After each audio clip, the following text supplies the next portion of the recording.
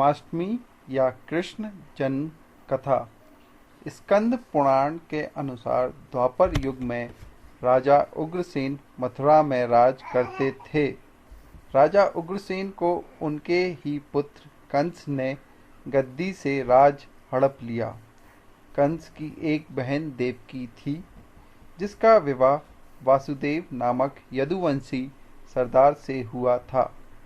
कंस अपनी बहन देवकी से बेहद प्रेम करता था, जबकि देवकी की शादी वसुदेव जी से हुआ तो कंस खुद रथ हाँकता हुआ बहन को ससुराल विदा करने के लिए गया।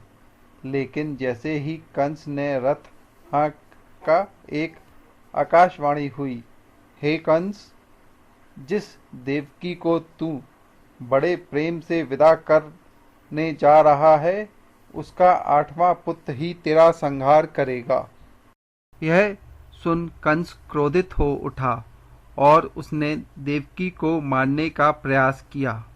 कंस ने सोचा, अगर मैं इसे ही मार दूंगा तो इसका पुत्र ही नहीं होगा और ना ही मेरा नाश होगा। कंस को ऐसा करते देख यदुवंशी क्रोधित हो उठे और भयंकर युद्ध की स्थिति पैदा हो गई। हालांकि वासुदेव युद्ध नहीं चाहते थे।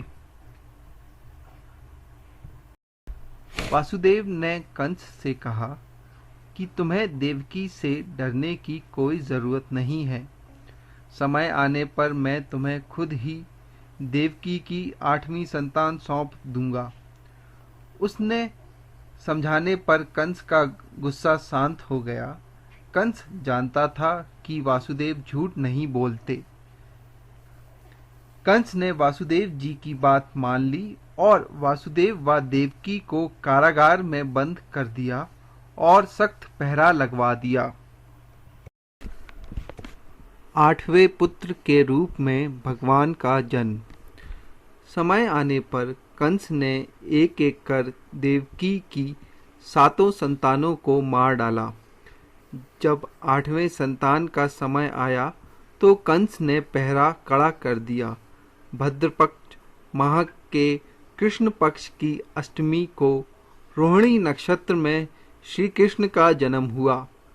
जिस समय वासुदेव देवकी को पुत्र पैदा हुआ, उसी समय संयोग से यशोदा के गर्भ में एक कन्या का जन्म हुआ, जो और कुछ नहीं, सिर्फ माया थी।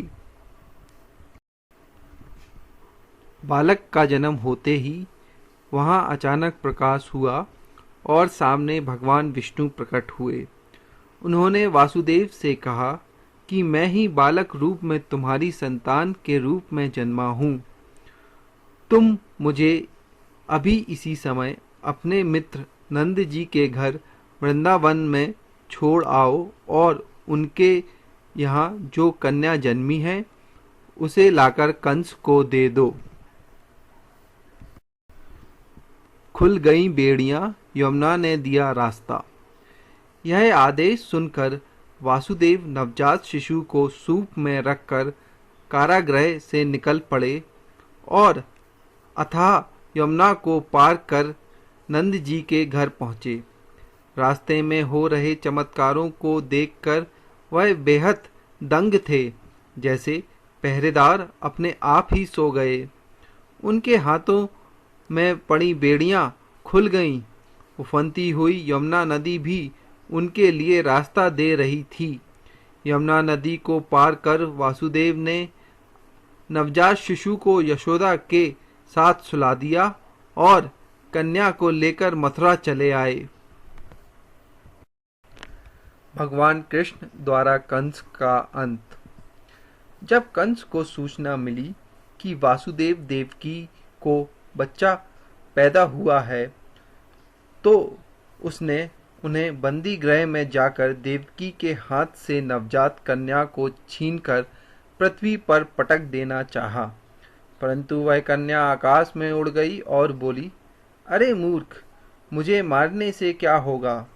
तुझे मारने वाला तो वृंदावन में जा पहुंचा है। वह जल्द ही तुझे तेरे पापों का दंड देगा। यह सुनकर कंस बेहद क्रोधित हुआ। उसने कई बार बालक कृष्ण को मारने का प्रयास किया, लेकिन ऐसा कर नहीं पाया। अंत में जब भगवान कृष्ण युवा अवस्था में पहुंचे, तब उन्होंने कंस का वध किया। बोलो भगवान कृष्ण की जय।